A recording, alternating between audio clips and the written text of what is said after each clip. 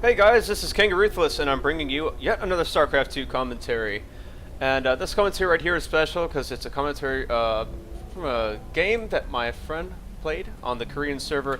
His name is going to be DoomDash. He is spawning as the Red Terran, spawning in the left-hand corner on Antigua Shipyard. Now his opponent for this game is going to be none other than Crooked Face Guy. As you can tell, he's got kind of like the little tiger nose here. He's got the little eyeball down here on the left, and then an eyeball down here at the right. A little bit of a bruising here. I don't know, he kind of looks like he's all drunk and not looking at this correctly, so we'll call him DrunkenTiger. But it looks like DoomDash and DrunkenTiger have had a little bit of back and forth. It looks like last game that DrunkenTiger did pull off a proxy, more likely a proxy 2 gate. But guys, I'm going to get down to the crux of things. I'm going to be bringing you some Terran versus Protoss replays, or Protoss versus Terran, if that's the way that you like to view it. And I know that I play Zerg, and that I don't play Terran or Protoss very often. I do play random on my European account, and I have been practicing more Terran and Protoss here with just some practice games, nothing on the ladder. But just trying to understand all the races, I might switch over to Terran eventually. Might just stick with random, because I don't know. I mean, as much as I love playing Zerg, and that's kind of the one race I want to eventually perfect, I just feel like playing all three races keeps the game from getting as stale, I guess there's a way to say it. Of course, the downside is that you're not going to get very good with any one race, you're just going to get pretty good with all three, but it's fine because the game's meant to be enjoyed, not meant to, I don't know, get to be like, be the very best, like no one ever was. That's not going to be me. I'm just going to be the guy who plays, and you know, we'll learn cheeses, we'll learn macro builds, and we'll do them proficiently, I hope, at some point in time. But enough about me. I'm going to be casting this TVP, and there's a reason why I casted this TVP. Not only is it because it's on the Korean server, DoomDash is a Diamond Terran for the record, it's because a lot of Terrans out there have been complaining that Terran versus Protoss is almost unwinnable once you get past, I don't know, the 10-minute mark, they say, or something of that sort, when they say, oh, it gets into late game, and then it's impossible to beat the Protoss opponent. So this game, I'm going to be showing you guys a pretty interesting all-in. And so we see the first Marine is out. For DoomDash, we'll be shooing away this probe. Now, I don't think the probe actually got up there and scouted anything. No, he hasn't even seen anything. He just saw a Marine shooting at him. So DoomDash is at this point able to do whatever he wants to do, and the Protoss is going to be forced to wait until his Stalkers are out before he can do any scouting. And usually the Protoss will do some sort of scouting with a Zealot and a Stalker, or 2 Stalkers, or maybe just 1 Stalker, but really just try to circumvent these Marines out front and try to see what damage he can do on that end. So you see here, there is a bunker being placed at the ramp. This will prevent Stalkers from just running by and waltzing into your base and scouting. If they do that, they're going to take a lot of shield damage, might even take some hull damage. But maybe they're able to squeeze on by and get around, but you're still going to lose a Stalker. And, you know, if you don't scout all the way up this ramp and get in the base and know exactly what's going on, just seeing this could tell you something, but Terrans, putting a bunker up in front of your base, like in front of your natural, that's a beautiful thing to do. It's going to be really difficult for the Protoss to get out there to your base. So even if he had Chrono Boosted the Stalker, for example, and beeline it straight for the base, there'd still be 3 Marines here to shoo away at it. So this probe is kind of sit here and not really know what's going on. And meanwhile, we do have a Nexus going down for, what's it called? DrunkenTiger. Now, back in Camp DoomDash, we are getting 2 gases. We do have a reactor on this barracks. Man, that's a little bit of lag. I'm not sure what's going on there. We do have a little bit of reactor action going on this barracks. 2 Marines being popped out at a time in a factory. Now, this could mean Hellions, but I don't think so because we have taken 2 gases. So we can expect something like either a starport or, look at this, an armory. So a tech lab going down on the factory. The armory, it's going to mean one thing, guys, and I hope you know what that means. It means Thors. So we see another barracks going down. Yes, indeed, guys, this is a Thor rush, and this is how you pull it off. You get some early gas there so you can afford the armory, and you can afford the insane amount of gas a Thor takes to build. It's 200 gas, guys. That's insane. But you're thinking, oh, he's already pulling gas here. It shouldn't be that hard for him to make a Thor. Well, no, to a certain degree, you are going to get a little bit mineral locked, but that's why every mule counts. Anyways, we do have DrunkenTiger throwing down a proxy pylon here at the 3rd. DoomDash could really do a lot of help here, just moving out a Marine, trying to see if there's any Stalkers out here. if there's not, just kind of poking around his base, seeing where their proxy pylon's at. There's no reason to kind of sit in your base the entire time. Of course, if you're trying to really nail a build, and you don't want to be, you know, you don't, I guess you could say you don't really want to be distracted by all that micro action, then yeah, this makes sense. Oh, also a cool thing, because he had all that gas, he's getting +1 armor vehicle plating for his Thors. So that's a pretty cool thing that you can do with the gas, as well as throw on another tech lab, in case you need to make Marauders. I mean, I guess if he's going something like Mass Stalker against you, it could be dangerous, especially Mass Blink Stalker. Or this tech lab could be just used for something like stem or combat shields. But again, Thors take a ridiculous amount of gas. Let's go back to Camp Protoss. It looks like he's gone for a 4-gate plus, it looks like it's actually a 5-gate. So this 5th gateway will complete once he is at the Terran's base. Now guys, this is a pretty common build on the Korean server. Korean Terrans out there like to kind of 5-gate, do this weird expand style, where I guess they 1-gate expand into 5-gate pressure, and then they go back to whatever it is they're doing. But what they're trying to do here, I guess, is just disrupt the Terran's plans. You know, just disrupt the Terran macro, maybe force a liftoff on this command center. Really just be as aggressive as possible. So here come the Sentry, Stalker, and all these Zealots. Now they are going to be able to surround this bunker and take it out, but there are 2 Thors now. So if these Marines can get a good angle with these Thors, I don't think these Zealots are going to last long. In fact, DoomDash is going to pull back these Marines very smart. Pulling back the Marines, keeping all the Marines alive. The more Marines you have, the more damage these Thors are going to do long term. Because Marines in large numbers really do counter all these gateway units. You have to keep that Marine count live, which is why Thors are awesome, because they tank so much damage. They just don't die, especially with auto-repairing SCVs. Combat Shields is about to complete.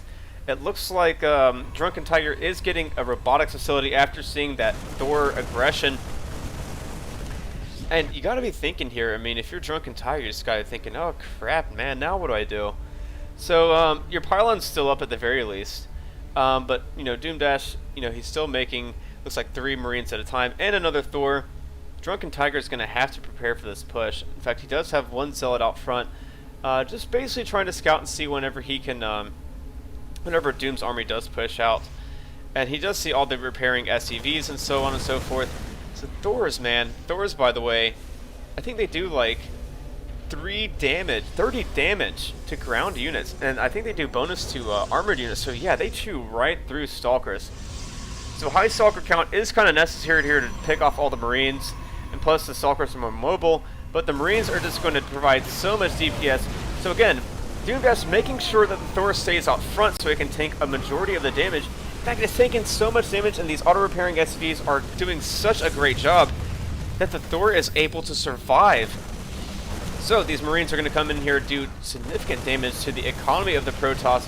He's going to try and get up here and start poking away at these Thors, but he's got to be careful because the scan up here could potentially pick off a lot. So probes going down. Looks like this Nexus is not going to be long for this world.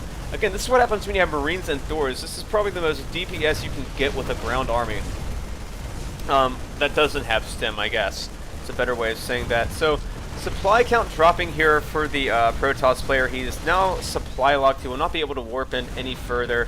And DoomDash doing a pretty good job here. He needs to keep these Marines in the back. Of course, these SCVs were not out front to kill, to repair one of the Thors. But again, DoomDash wants to keep these Marines in the back. Let the Thors tank the damage necessary. Let the auto-repairing SCVs do their job. Try to keep as many of these Marines as he can alive. Now, DrunkenTiger is going to run away with this Immortal, but his robotics facility has gone down. There are 3 Immortals now total.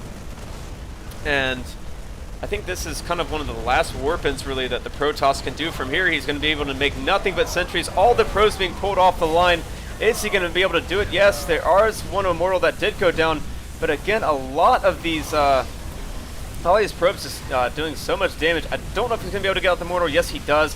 And now he's going to start to target fire these Stalkers. No, he's actually going to go back home and macro and get back up this command center. So DoomDash, it's kind of a risky thing there to do, to go for that command center there. But I mean, at the same time, look at how much damage he's done to his Protoss opponent. It looks like the harvest supply is even, but don't forget that the Protoss doesn't have another Nexus. So, back at Camp DoomDash. We still have this bunker up here. We still have a missile turret. And the only thing I would really fear at this point is warp prism drops, I guess. It could be a bit annoying. But then again, you have Thor, so he can't force field off your ramp. And, you know, they do pretty well against warp prisms as well. Another 2 barracks going down. Looks like Combat Shields has completed. And he's actually completed Stim as well, so nice job getting Stim during that entire attack. Little probe kind of pushing out here, trying to see what it is he can scout. Now, Protoss has 2 options here, honestly speaking. He's got to know that the Terran has either expanded beyond this point, or he's going to go for a second push. So he needs to come up here and scout and see exactly what's going on. Now, he should have seen the second bunker. In fact, he did see the second bunker. That generally means that the Terran is going for an expansion, wants to kind of macro up a little bit, maybe changing his tech a little bit. Notice that the Thor production has stopped for the time being. DoomDash is really trying to get up all of these buildings, trying to get the starport. Will likely want to get out those medevacs so his Marines will become even stronger, and his bio army will become insanely difficult to deal with and handle. As I was saying, the Protoss here, he has either one option: go for a huge timing push, which would be really hard to, you know, pull off here in this situation, or he can go for another 2 mech. He can go for a double expand, and that's what it looks like the Protoss player is going for. He's going to have to get out tons and tons of probes here. He really needs to start up his tech. The robotics facility, as we can see, is on the way. I'm wondering if he wants to throw down a Forge or at least a Twilight Council, try to find any way he can to get ahead, but maybe he's taking a little bit slow. So, I mean, during this time we're getting up a healthy Marauder count. We've got several Marines out here as well. I mean, after a while this army's just going to be unstoppable. And notice there's only 1 Thor out here.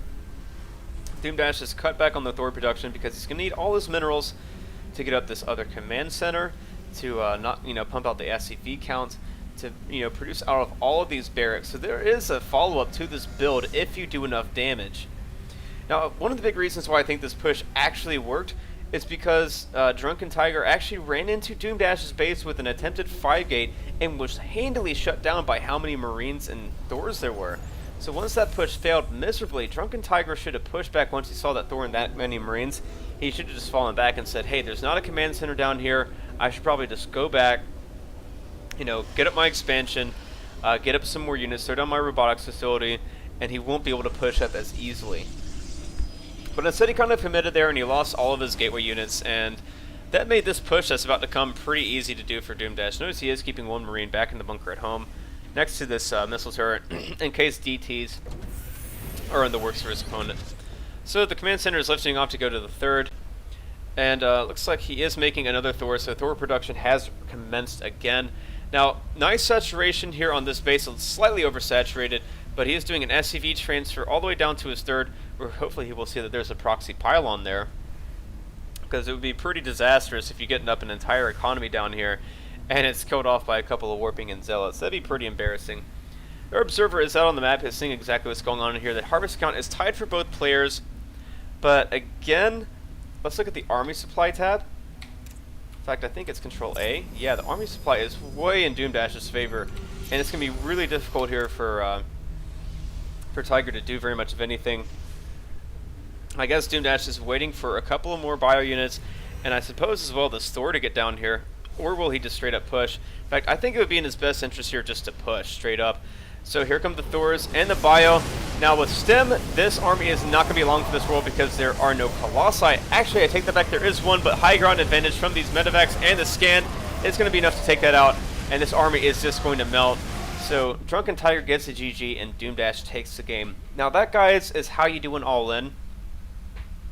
I really enjoyed it. I think it's really nice that it has so much DPS from the Thor, as you know, for killing buildings and armored units, as well as the Marines. They're just able to handle all those zealots quite effectively.